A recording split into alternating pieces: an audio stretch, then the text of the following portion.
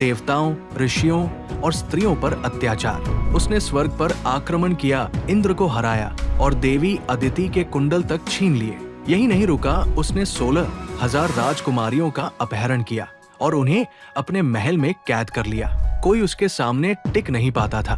देवता, महर्षि और भूदेवी स्वयं कृष्ण के द्वार पर पहुंचे। उन्होंने कहा, प्रभु, आपका ही पुत्र अधर्म के मार्ग पर चल पड़ा है, हमें बचाइए। भगवान श्री कृष्ण मुस्कुराए, भूदेवी का वचन अब पूरा होगा। उन्होंने अपनी पत्नी सत्यभामा के साथ गरुड़ पर आरूढ़ होकर युद्ध के लिए प्रस्थान किया। नरकासुर ने अपने चारों ओर मायावी पहाड़, बिजली की दीवारें और दानव सेना खड़ी की थी।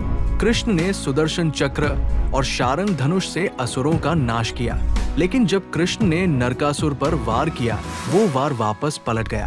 तभी सत्यभामा के शरीर में भूदेवी की शक्ति प्रवेश कर गई, क्योंकि वराह ने कहा था, भूदेवी के सहयोग से ही नरकासुर मरेगा।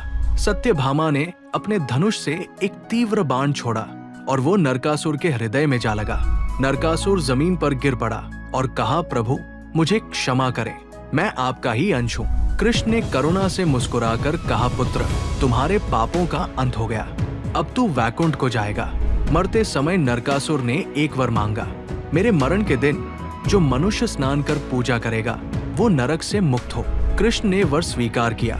इसी कारण आज भी कार्तिक कृष्ण चतुर्दशी को लोग नरक चतुर्दशी या छोटी दिवाली के रूप में मनाते हैं। उस दिन सुबह तेल स्नान, दीपदान और प्रार्थना करने से मनुष्य के भीतर का नरक यानी पाप, अंधकार और नकारात्मकता समाप्त होता है। अगर आप ऐसी और भी रहस्यमयी, पौराणिक और रोमांचक कथाएं सुनना चाहते हैं तो सब्सक्राइब करें डिवाइन विस्पर्स और घंटी दबाना न भूलें, ताकि हर नई कथा सीधे